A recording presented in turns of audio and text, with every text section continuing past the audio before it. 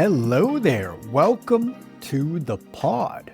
So, a lot of people's healthy habits tend to slip over the course of the summer, and as a result, so does their body composition, sense of well being, emotional stability, etc. I've experienced this more than once myself, and so being that it's early September now, I figured that I'd put together an episode on how to reel things in after all of the June, July, and August festivities.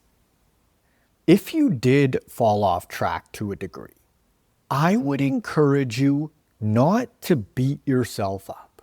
Not just because it's unkind, but because it's inefficient in the sense that the process of beating yourself up often gets in the way of taking action because the focus is on the past instead of the present. You may want to reflect on where you veered off course just so that you can avoid that potential pitfall this holiday season or next summer, let's say.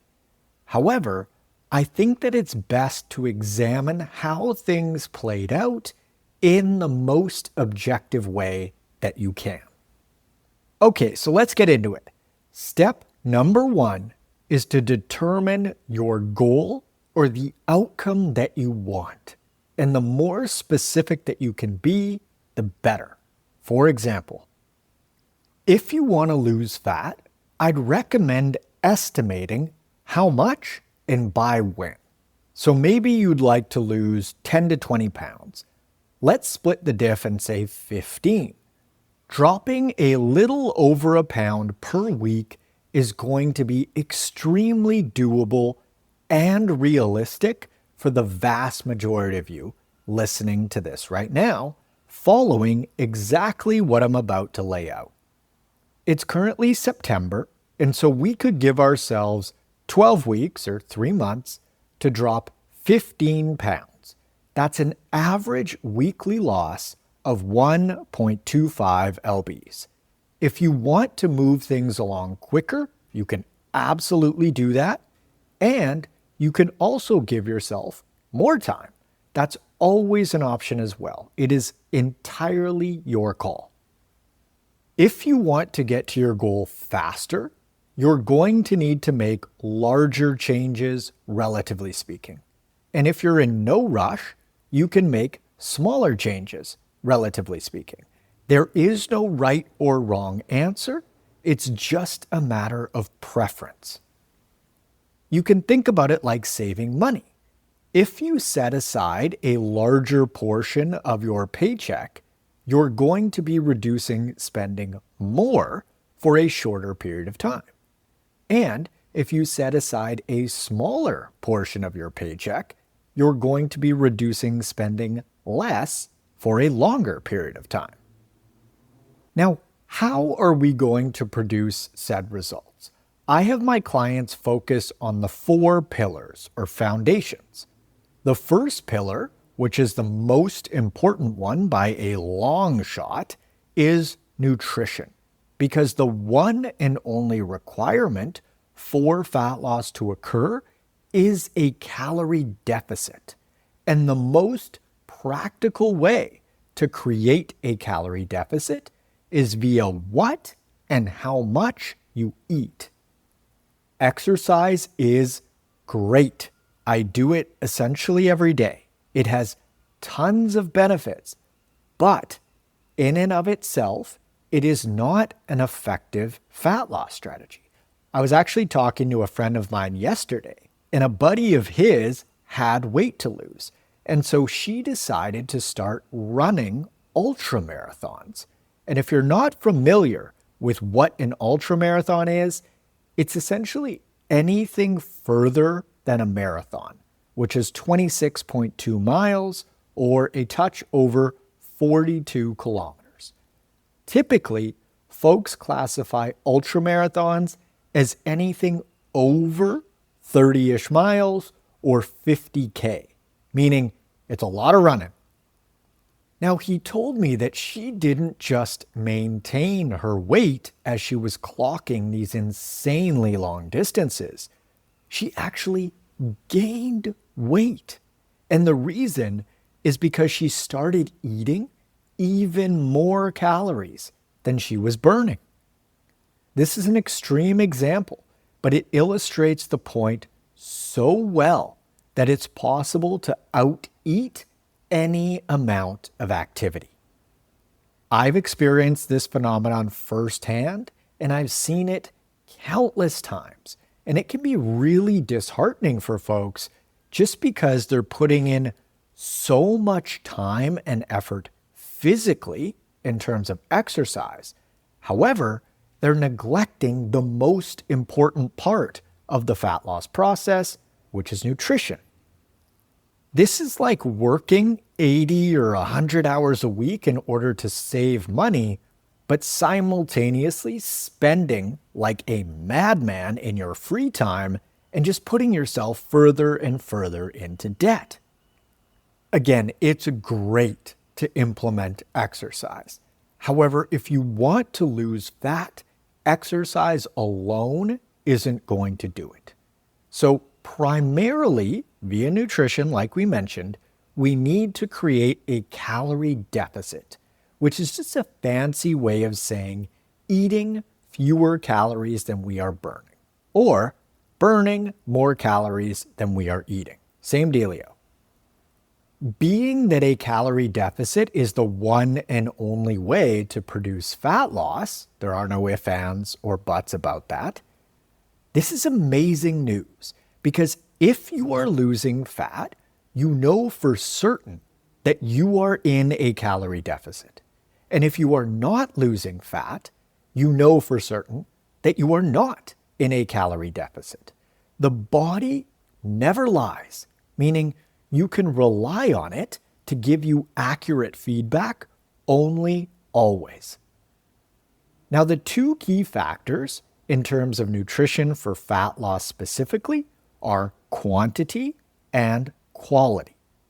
Quantity, because the number of calories that you eat matters, of course, and quality, because it has a massive impact on the quantity. For example, you could technically eat jelly beans for breakfast, lunch, and dinner, and as long as you ate fewer total calories from said jelly beans than you burned, you could still lose fat. However, you would be ravenous because jelly beans aren't filling in the slightest, not to mention the health consequences of taking an approach like that. So, with my clients, we dial in the quantity and the quality. And so we favor single ingredient whole foods that are super filling and healthy. And therefore, it's that much easier to adhere to the quantity element because they are super satiated, even though they're eating fewer total calories than they are burning. There are so many folks arguing online about whether quantity or quality is more important when it comes to nutrition for fat loss. And fortunately, it's not an either-or situation.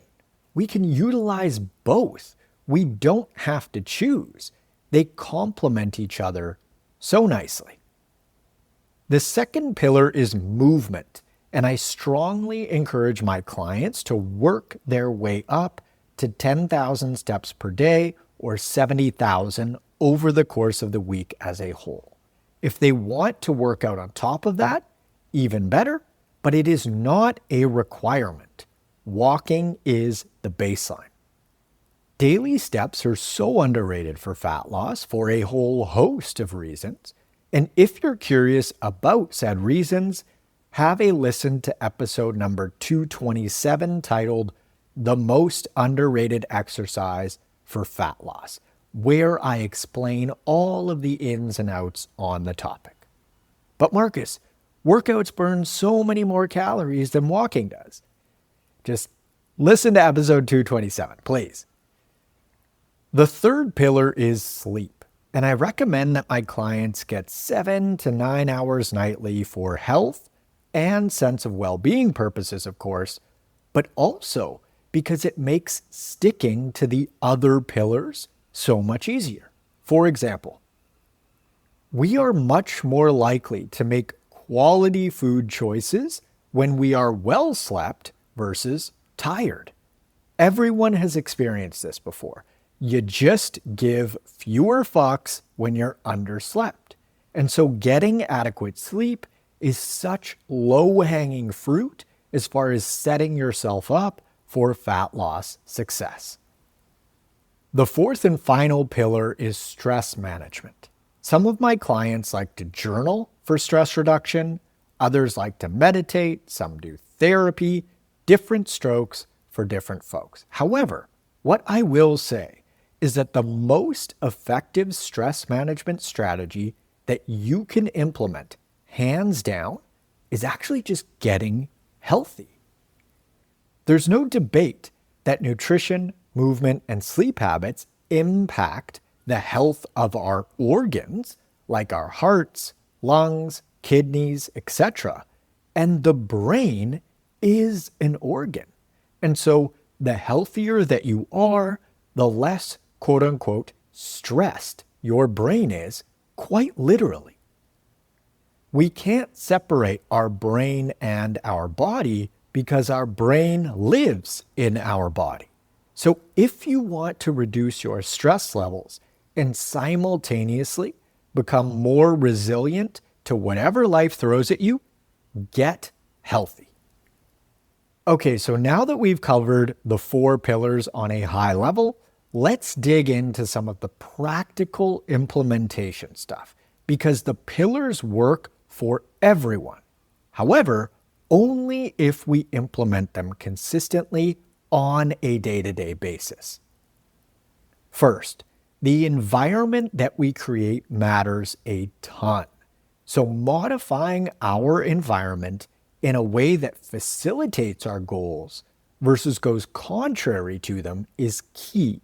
For example, if you want to lose fat, I'd recommend stocking your fridge, freezer, pantry, etc. with healthful, single ingredient whole foods that align with the outcome that you want, and not stocking your fridge, freezer, pantry, etc.